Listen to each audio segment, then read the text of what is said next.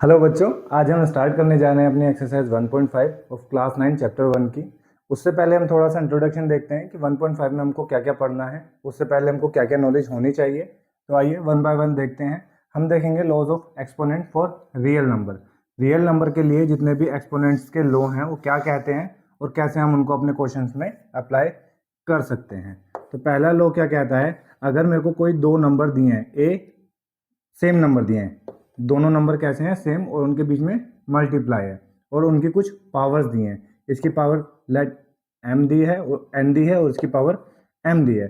तो यहाँ पर a क्या है, हमारा बेस, क्या है, बेस, और m और n को मैंने क्या माना है, एक्सपोनेंट। ठीक है, तो पावर में जो भी होगी उसको हम एक्सपोनेंट मानेंगे और इसको क्या बोलेंगे, बेस। जब कभी भी हम अगर हमको सेम नंबर दिया हो और वो मल्टीप्लाई में हो और उसकी कुछ पावर्स दी हो, एक्सपोनेंट दिए हो, तो इस केस में क्या होगा, बेस तो हमारा सेम रहेगा, वही रहेगा, लेकिन जो एक्सपोनेंट्स होंगे वो क्या हो जाएंगे, आपस में प्लस हो जाएंगे, m प्लस n। ठीक है, आपको समझ में आया होगा। अब सेकंड लॉ क्या कहता है, अगर यही नंबर, सेम नंबर a और a अगर डिवाइड में दिए हों और पावर हो m और n, तो डिवाइड के केस में क्या हो जाएगा, एक्सपोनेंट आपस में माइनस हो जाएंगे, यानी कि ऊपर वाले एक्सपोनेंट से नीचे वाला एक्सपोनेंट माइनस हो जाएगा। नंबर यानी कि बेस तो हमारा सेम रहेगा और m माइनस n ये वैल्यू आएगी। ठीक है, आगे देखते हैं। अगर दो नंबर दिए हैं a मल्टीप्लाई b और पावर इनकी सेम दी है, ठीक है, अब क्या हो गया, मैंने बेस को चेंज कर दिया लेकिन एक्सपोनेंट्स क्या है, सेम है। तो उस केस में क्या होगा, a मल्टीप्लाई b, इनकी तो मल्टीप्लाई हो जाएगी और एक्सपोनेंट सेम रहेगा। ठीक है, आइए अगला देखते हैं। अगला लॉ क्या कहता है, अगर कोई एक्सपोनेंट दिया, अगर कोई नंबर दिया है, लेट सपोज a, उसकी पावर m दी है और पावर की भी पावर क्या दी है, n। जब भी हमको ऐसा केस मिलेगा तो हम क्या करेंगे, बेस तो हमारा यही रहेगा लेकिन जो एक्सपोनेंट पावर की पावर दी है इनमें क्या हो जाएगा, मल्टीप्लाई, m मल्टीप्लाई n। तो ये हमारा आंसर आएगा। ठीक है, आइए कुछ और लॉस देखते हैं। क्या कहते हैं, अगर मेरे को दिया है a square root is equal to b, ठीक है, स्क्वायर रूट में, स्क्वायर रूट का मतलब होता है एक्सपोनेंट, यानी कि स्क्वायर रूट का मतलब होता है किसी की भी पावर 1/2। ठीक है, अगर यहाँ पे स्क्वायर रूट, ठीक है, अभी पहले इसको सोल्व करके देखते हैं। अगर मैं इसको सही तरीके से लिखना चाहूँ तो a की power 1/2 is equal to b। ठीक है, अगर मैं दोनों तरफ स्क्वायर कर लूँ तो यहाँ पे आएगा a की पावर 1/2 का square is equal to b का स्क्वायर। हमने क्या करा, स्क्वायरिंग बोथ साइड, क्या करा, squaring both sides, squaring both side करा। अब यहाँ पे देखते हैं, अभी हमने पिछला लॉ क्या पढ़ा था, अगर पावर की पावर हो तो आपस में मल्टीप्लाई हो जाती है। तो a की पावर 1/2 मल्टीप्लाई 2, ये 2 से 2 कैंसिल आउट हो जाएगा, यहाँ b स्क्वायर आएगा, यानी कि a की वैल्यू जो आ गई वो कितना आ गई, b स्क्वायर। तो हमने देखा ये जो अपॉन में 2 है ये b के पास पहुंच गया, ठीक है, b के ऊपर पहुंच गया।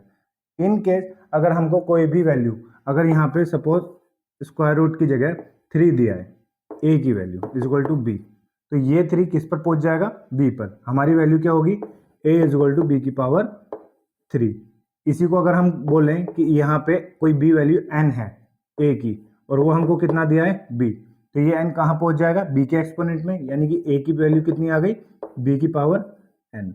ठीक है, उम्मीद है आपको ये लॉस अच्छी तरह समझ में आ रहे होंगे। ठीक है, अभी एक और लॉ हम पढ़ते हैं जो कि थोड़ा इंपॉर्टेंट है। अगर किसी भी नंबर की पावर 0 हो तो उसकी वैल्यू हमेशा क्या आती है, 1 आती है। ठीक है, लेकिन कुछ केसेस में ये क्या करेगा, कॉन्ट्राडिक्ट करेगा। कॉन्ट्राडिक्ट कैसे, अभी देखते हैं वन बाय वन। अब लेकिन इसमें एक केस है, a की वैल्यू क्या लूंगा मैं, ग्रेटर देन 1, a की वैल्यू क्या लूंगा मैं, ग्रेटर देन 1। तो ये एवरी वैल्यू के लिए पॉसिबल है। ठीक है, यानी कि एवरी वैल्यू के लिए एक करेक्ट है। ठीक है, लेकिन अगर मैं अभी 1 वाला भी केस देखेंगे, लेकिन पहले एक से बड़े वाले केसेस देख लेते हैं। यानी कि a की वैल्यू क्या लेता हूं मैं, 2 की पावर 0 कितना आएगा, 1। ठीक है, 3 की पावर 0 कितना आएगा, 1। 4 की पावर 0 कितना आएगा, 1। ठीक है, तो हमने देखा सब नंबर्स की। अच्छा, ऐसा होता क्यों है? फॉर एग्जांपल मैं 2 की पावर 0 को ही लेता हूँ। अगर मैं एक्सपोनेंट लेता हूँ कोई भी 2 की पावर 3 लेता हूँ और उसको डिवाइड करता हूँ 2 की पावर 3 से, पी अपॉन क्यू में सेम नंबर लिखे हैं तो आंसर डिवाइड करके मेरे को क्या मिलने वाला है? 1 मिलने वाला है। ठीक है। अब लेकिन लॉ ऑफ एक्सपोनेंट में हमने क्या पढ़ा था? जब भी बेस सेम हो और डिवाइड में हो, ठीक है, तो एक्सपोनेंट आपस में क्या हो जाते हैं? माइनस हो जाते हैं। तो 2 की पावर 3 माइनस 3 हो जाएगा इज इक्वल टू 1, और 3 माइनस 3 2 की पावर 0 हो जाएगा तो क्या हो जाएगा? 1। ऐसे ही हम किसी भी नंबर को प्रूव कर सकते हैं। आइए अब देखते हैं कि 1 के केस में क्या होगा। 1 के केस में क्या होगा? 1 की पावर 0 इज इक्वल टू क्या होगा? 1। लेकिन 1 की पावर अगर 1 करें तो भी 1 ही मिलेगा हमको, 1 की पावर अगर 2 करें तो भी 1 ही मिलेगा हमको। ठीक है, तो हम ये नहीं कह सकते इसका 0 वाला केस स्पेशल है। ठीक है, लेकिन इन सब में देखेंगे तो इसमें 0 वाला केस स्पेशल है, लेकिन 1 के केस में देखेंगे 1 की पावर हम कुछ भी कर ले तो हमको क्या मिलने वाला है? 1। तो 1 के लिए ये एप्लीकेबल नहीं है कि 1 की पावर 0 क्या होगा? 1 होगा। ठीक है, बाकी सबके लिए 1 होता है। और दूसरा स्पेशल केस क्या देखेंगे हम कि 0 की पावर 0। अब 0 की पावर 0 को अगर हम p अपॉन क्यू की फॉर्म में लिखना चाहें तो 0 की पावर 1 अपॉन 0 की पावर 1। ठीक है, जैसे हमने इसको प्रूव किया था। लेकिन हमने रेशनल और इरेशनल नंबर्स में क्या पढ़ा था? p अपॉन क्यू में अगर कोई नंबर लिख रहे हैं हम तो q should not be equal to 0। q 0 नहीं होना चाहिए। क्यों नहीं होना चाहिए? इस केस में वो नंबर कैसा हो जाएगा? Not defined. कैसा नंबर हो जाएगा? Not defined. तो इस केस को भी हम 0 के केस में नहीं लेते। तो 0 की पावर 0 हमेशा क्या आएगा? एक ऐसा नंबर जो डिफाइंड ही नहीं है, नॉट डिफाइंड, जिसको हम किससे रिप्रेजेंट करते हैं? इनफाइनाइट से भी रिप्रेजेंट करते हैं। ठीक है, 1 के केस में क्या होगा? 1 के केस में एवरी नंबर पे ये 1 ही आएगा, ना कि ये स्पेशल केस है। ठीक है, और बात करें अगर 1 से बड़े नंबर लें तो 1 से बड़े में जो भी पावर 0 होगी इस पे ये स्पेशल केस बनेंगे। ठीक है, कि सबकी पावर कितनी आएगी, और ये 1 क्यों आता है ये हम देख चुके हैं। ठीक है, तो आइए अब हम बढ़ते हैं अपने एक्सरसाइज पे और देखते हैं क्वेश्चन कि कैसे कैसे क्वेश्चन हमको सॉल्व करने हैं। उम्मीद है आपको ये जो इंट्रोडक्शन है ये अच्छे से समझ में आया होगा, और जब हम इसके क्वेश्चंस करेंगे तो इन सबको अच्छी तरह यूज कर पाएंगे। तो आइए बढ़ते हैं अपने क्वेश्चंस पर और देखते हैं कैसे कैसे क्वेश्चन हमसे पूछे जाएंगे। आइए तो अपने एक्सरसाइज की ओर बढ़ते हैं और देखते हैं पहला क्वेश्चन क्या कहता है। कहता है फाइंड, हमको कुछ नंबर्स दिए गए हैं, इनकी वैल्यूज फाइंड आउट करने के लिए बोला गया है। आइए वन बाय वन देखते हैं इनके आंसर कैसे हम निकाल सकते हैं। पहला ऑप्शन हमको दिया है, क्या दिया है? 64 की पावर 1/2। तो सबसे पहले 64 को हमको ब्रेक करना पड़ेगा पावर एक्सपोनेंट में। देखते हैं क्या आएगा 64 को अगर हम ब्रेक करना हो तो जो हम पहले कर चुके हैं क्या देखेंगे? 64, 2 से डिवाइड करेंगे इसको, कितना आएगा? 32। फिर 2 से डिवाइड करेंगे, फिर आएगा 16। फिर 2 से डिवाइड करेंगे 8, फिर 2 से डिवाइड करेंगे 4, फिर 2 से डिवाइड करेंगे इसको, कितना आएगा? 2, और फिर 2 से डिवाइड करेंगे तो आएगा 1। तो अगर हम इसको ब्रेक करना चाहें, एक्सपोनेंट में लिखना चाहें 1 2 3 4 5 6, तो ये हमको मिलेगा 2 की पावर 6, और हमको दिया है 1/2। अब हमने एक्सपोनेंट के उसमें लॉज में क्या पढ़ा था? अगर किसी पावर के ऊपर भी पावर हो तो पावर्स आपस में क्या हो जाती है? मल्टीप्लाई, यानी कि 2 की पावर 6 मल्टीप्लाई 1/2, और 6 को 2 से डिवाइड करेंगे तो कितना आएगा? ये आएगा हमारे पास 2 की पावर 3। और 2 की पावर 3 को अगर हम लिखना चाहें तो ये कैसे लिख पाएंगे? ये हम लिख पाएंगे 2 इंटू 2 इंटू 2, और हमारा आंसर क्या आने वाला है? 2 2 ज़ा 4, 4 2 ज़ा 8। तो हमारा जो करेक्ट आंसर हो वो कितना हुआ? 8। ठीक है, आइए अगला क्वेश्चन देखते हैं। अगला क्वेश्चन क्या कहता है? सेकंड ऑप्शन 32 को सेम तरीके से देखेंगे, 2 से करेंगे कितना आएगा? 16, फिर 2 से करेंगे कितना आएगा? 8, फिर 2 से करेंगे कितना आएगा? 4, फिर 2 से करेंगे कितना आएगा? 2, और फिर 2 से करेंगे तो कितना आएगा? 1। जहां पे 1 आ जाता है वहां पे हमारा ये प्रोसेस एंड हो जाता है। तो हम देखते हैं एक्सपोनेंट के रूप में 32 को कैसे लिख सकते हैं। 1 2 3 4 5, यानी कि हम इसको लिख सकते हैं 2 की पावर 5, और इसकी पावर्स में हमको क्या दिया है? 1/2। अगेन कौन सा लो लगेगा? जो पावर की पावर वाला। ठीक है, तो 2 की पावर 5 इसको क्या करना है, डिवाइड करना है 2 से। तो इसको हम क्या लिखेंगे, 2 की पावर 5/2, यही हमारा आंसर है। ठीक है, क्योंकि 5/2 को हम फर्दर सॉल्व नहीं कर सकते। ठीक है, पावर्स को p/q में सॉल्व नहीं कर सकते। अगला ऑप्शन देखते हैं क्या कहता है।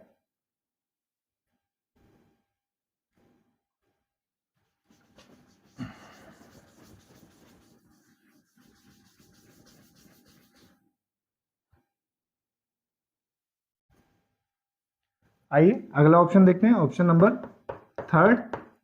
ऑप्शन नंबर थर्ड क्या कहता है, 125।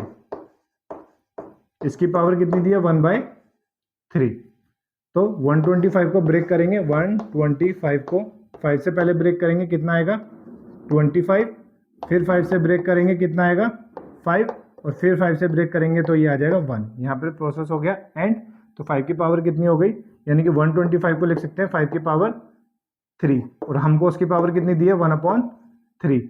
एक्सपोनेंट का रूल लगाएंगे, क्या कहता है, अगर किसी पावर की पावर दी हो तो वो आपस में क्या हो जाते हैं, मल्टीप्लाई। मल्टीप्लाई होगा तो इस 3 से ये 3 कट जाएगा, आंसर आएगा 5 की पावर 1, और किसी नंबर की भी पावर 1 वही नंबर होता है। ठीक है, उम्मीद करता हूँ कि आपको बहुत अच्छे से समझ में आया होगा, और ऐसे क्वेश्चन आप एक्सपोनेंट के लॉ से अच्छे से कर पाएंगे। आइए अब हम देखते हैं अपना question number second. Question number second में भी बोला गया है फाइंड किस किस की वैल्यू।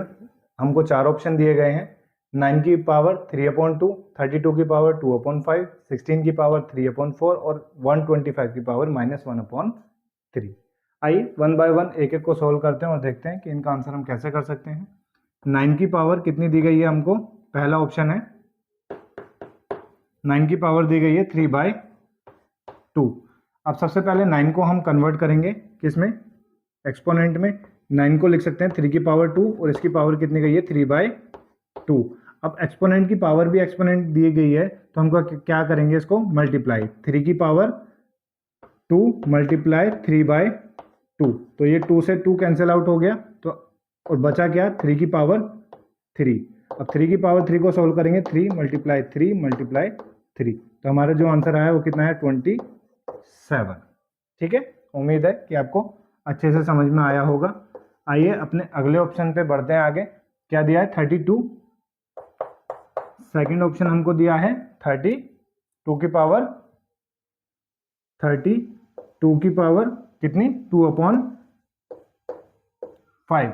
सबसे पहले हम ब्रेक करेंगे इसको एक्सपोनेंट में, 32 को हम क्या लिख सकते हैं, इससे पहले वाले जस्ट क्वेश्चन में देखा था 2 की पावर 5, 2 की पावर 5 की पावर 2/5। अब एक्सपोनेंट की पावर एक्सपोनेंट है तो क्या होगा, मल्टीप्लाई होगी, 2 की पावर 5 मल्टीप्लाई 2/5। ये 5 से 5 कैंसिल आउट, तो आंसर कितना है हमारा, 2 की पावर 2, और 2 की पावर 2 कितना होता है, 4। ठीक है, उम्मीद है आपको अच्छे से ये भी समझ में आया होगा। अब बढ़ते हैं अगले ऑप्शन पे, ऑप्शन नंबर 3। ऑप्शन नंबर 3 क्या कहता है हमारा, 16 की पावर 3/4। 16 को सबसे पहले एक्सपोनेंट में हम कन्वर्ट करेंगे, तो क्या आएगा, 2 की पावर 4 और 3/4। अगेन पावर के ऊपर पावर है तो क्या हो जाएगा, मल्टीप्लाई, 2 की पावर 4 मल्टीप्लाई 3/4। 4 से 4 कैंसिल आउट, क्या बचा, 2 की पावर 3, और 2 की पावर 3 हमने देखा क्या होता है हमारा, 8। ठीक है, ये हमारा आंसर आया इसका।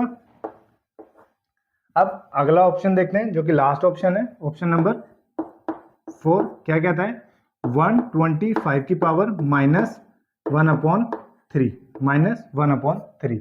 हमने देखा था, अच्छा पहले इसको सोल्व करते हैं, क्या आता है, 125 यानी कि 5 की पावर कितना आएगा, 3, और उसको 5 की पावर 3, और उसका भी हमको एक्सपोनेंट दिया है कितना, 1/3 -1/3। तो ये क्या आ जाएगा, 5 की पावर 3, एक्सपोनेंट की पावर एक्सपोनेंट दिया है तो मल्टीप्लाई हो जाएगी, मल्टीप्लाई -1/3। ये 3 से 3 कैंसिल आउट, तो क्या आएगा आंसर, 5 की पावर -1। अब एक्सपोनेंट क्या दिया है, माइनस में, तो इसको प्लस में हमको कन्वर्ट करना पड़ेगा, तो इसको क्या लिख सकते हैं, 1/5 की पावर 1, और किसी की भी पावर 1 क्या होता है, वही नंबर, तो 1/5 मेरा आंसर आ जाएगा। ठीक है, इतने इजी इजी ये क्वेश्चन है कि आपके मिनटों और सेकंडों में ये आंसर आ रहे हैं। ठीक है, उम्मीद करते हैं कि आपको ये क्वेश्चन अच्छे तरीके से समझ में आए होंगे। अब अगर कोई भी एक्सपोनेंट वाला क्वेश्चन आएगा तो आप उसको इजीली सॉल्व कर पाओगे। आइए अपने अगले क्वेश्चन की ओर बढ़ते हैं। क्वेश्चन नंबर 3 जो इस एक्सरसाइज का लास्ट क्वेश्चन भी है, क्या कहता है, सिंप्लीफाई। हमको इसको सिंप्लीफाई करना है, यानी कि फर्दर सॉल्व करना है और इन सबके आंसर करने हैं। ठीक है, तो आइए देखते हैं वन बाय वन क्या क्या इनके आंसर हो सकते हैं और क्या से हम इनको सोल्व कर सकते हैं। फर्स्ट ऑप्शन क्या दिया है हमको, 2 की पावर 2/3 मल्टीप्लाई 2 की पावर 1/5। हमने अपने पहले ही एक्सपोनेंट के रूल में पढ़ा था, जब भी दो नंबर जिनके बेस सेम हो और एक्सपोनेंट अलग अलग हो उनको मल्टीप्लाई करते हैं तो क्या होता है, जो बेस होता है वो तो वही आता है और पावर्स कैसी हो जाती हैं, प्लस हो जाती हैं। 2/3 प्लस 1/5। ठीक है, जब भी ऐसे नंबर हमको दिए होते हैं फ्रैक्शन में, ठीक है, तो हम क्या करते हैं, उनको क्रॉस मल्टीप्लाई कर देते हैं। अगर वो नंबर प्राइम है या अलग अलग नंबर है, प्राइम है या को प्राइम है, तो 3 और 5 में कुछ भी कॉमन नहीं है, क्रॉस मल्टीप्लाई करेंगे। 5 2 2 की पावर 5 2 10, 3 1 3 और नीचे इनकी मल्टीप्लाई कर देंगे 15।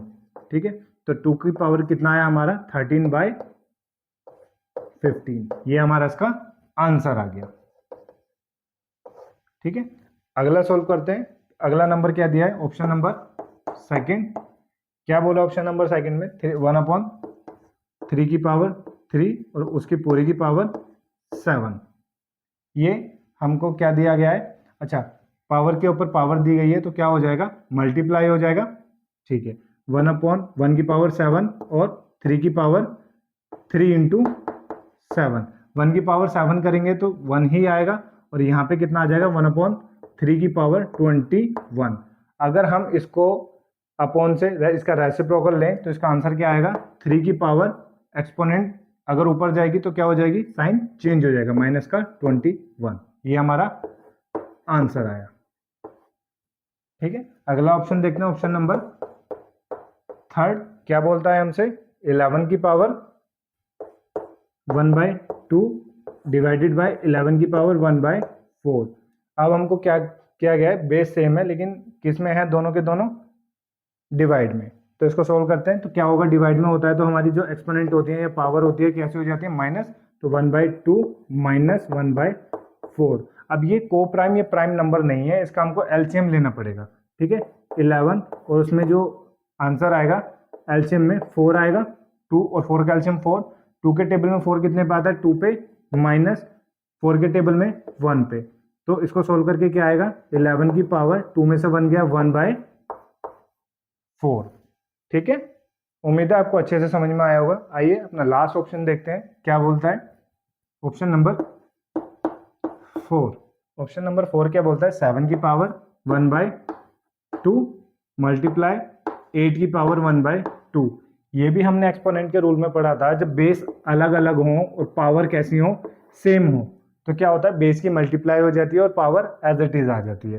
तो 7 इंटू 8 और पूरे की पावर 1/2, तो 7 8 56 की पावर 1/2। ये हमारे आंसर। ठीक है, और ऐसे हमारी एक्सरसाइज यहाँ होती है फिनिश, और इसी के साथ ये चैप्टर भी फिनिश। उम्मीद करते हैं कि आपको ये पूरा का पूरा चैप्टर बहुत अच्छे से समझ में आया होगा, वो सारे क्वेश्चन आपको बहुत ईजी लगे होंगे। अब इस चैप्टर में अगर आपको कोई डाउट आता है या कोई क्वेश्चन आपसे नहीं होता है, कोई तरीका नहीं समझ में आता है, तो हमको कमेंट बॉक्स में ज़रूर बताइएगा। हम उसको फिर देखते हैं कि क्या दूसरा तरीका हो सकता है उसको सॉल्व करने का।